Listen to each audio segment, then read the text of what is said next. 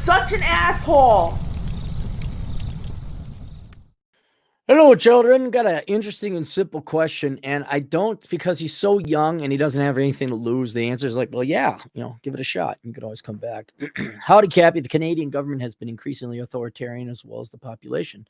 I have a rare blood disorder and I cannot get the root beer float without risk of clotting. Neither the government or population recognize this. Apparently, I'm akin to a neo-Nazi now. Yes, you are. I've been banned from gyms and other non-essential businesses as there are no medical exemptions unless I get the first dose and have a bad reaction. In about a month, I will be banned from planes. I will be unable to leave the country unless I get the root beer float. My intuition tells me this is strange and I should leave Canada, but my left-wing family tells me I'm over it. Oh, your left-wing family. Oh, the ones who are like, not doing too well, I'd imagine. The ones who are all for either living off of other people or enslaving themselves and bloodletting for other parasites to live off. That leftist family? Okay, I just want to make sure. Computer science student with 15,000 Canadian in the bank from working manual labor before starting university. I'm in my third year and close to company hireable and been doing small freelance gigs for low amounts in the past few months. I'm planning on dropping out regardless because the teachers suck. Well, you shouldn't quit your degree. Your degree is good. So I go on an extended vacation and see how Canada plays out, possibly Mexico. Yes. And if I recall correctly, isn't because Canada's still part of the British Empire? Are you guys part of the Commonwealth where you could go to like places like the Caymans or something like that? There's a couple other places you can go to because you haven't left Canada or Britain. I want to be trapped in Canada and increase my freelance hours and make a minimum 1,500 per month. Let me know if I'm being a pansy or is this legitimately concerning? Thanks. I think it's absolutely legitimately concerning, especially since you already have blood problems. Something stinks to high heaven about this. It reminds me of like, oh, the paper cup. This is before your time. All the paper companies are going to burn down the trees. We're going to have no trees left. I'm like, what? And that turned out to be a lie. And the glaciers are going to melt and all this and every, the sky has been falling a million times. It's just, it's coming from the same people. I'm missing a piece of the formula. And so you are right to be somewhat suspicious. And since you have no career, you have no family, you have no obligations. Yeah, I'd leave. I'd go, man. Because here's the worst thing that's going to happen. Okay, this is the worst. You're going to go and you're going to travel to Mexico. And then you're going to maybe you go down to Panama. Or maybe you like Belize because they speak English down there. Or you're just going to go. You're going to go on some adventure.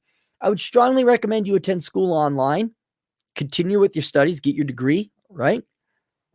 And then maybe you're going to find out you can live in Mexico or Belize or Panama or the Caymans or whatever. Working whatever remote gigs you can. Soon you'll say like, well, I don't have to go back. It's warm down here. Because I don't think there's nothing north more than Canada than the North Pole. And you go into Russia. And so maybe you go through 7,500. Let's say you go through 10,000 Canadian dollars. That's still fine. You still got $5,000. And you found out, you went out, and then now you have a better idea. You'd be ahead of me in some regards, and that you know at least, I like this country, but not that country. And so if you want to go you could go to Mexico, sure, nothing wrong with Mexico. But don't you want to try some other place, like something a little bit more exotic? Do you want to try Asia? Central Europe? Go to a place where you might want to live, potentially? Unless you did potentially want to live in Mexico. Fine, then go check it out. And then you find out, no, I can't make it. Fine, I'll come back to Canada. Okay, fine. But I would not give up your studies. Do that online, especially your degrees in computer science or something. You can do that online. So I said, can you take time off from school or attend online? You say, all but one of my classes are online. I could drop the in-person course, but I will lose 10% of tuition paid. Do it. I'm fine losing 10% with Canada going the way Canada is going. Yeah, plus in Canada, everything's so subsidized. It's like, what, a nickel for a college course up there? Like you get your penny back. I live alone and pay my own bills. I'm renting an apartment on a monthly lease. Perfect. You don't have to break the lease. It'd be a pretty big deal for me to get up and leave right now with everything I have going on, but I'm very concerned and annoyed with Canada payments. Do it. Go. You have my blessing. Go. Kind of a no-brainer here. I know you have a lot of things going on. You could continue most of those things. I would get out of here. Just get out of there, rather, I should say. Yes, yes, fella. Yes.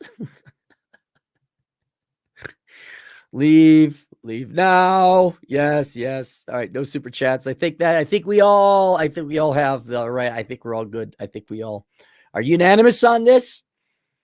I mean, it's coming up on winter too, right? Like, oh darn, you missed Canada's winter. Ooh, horrible.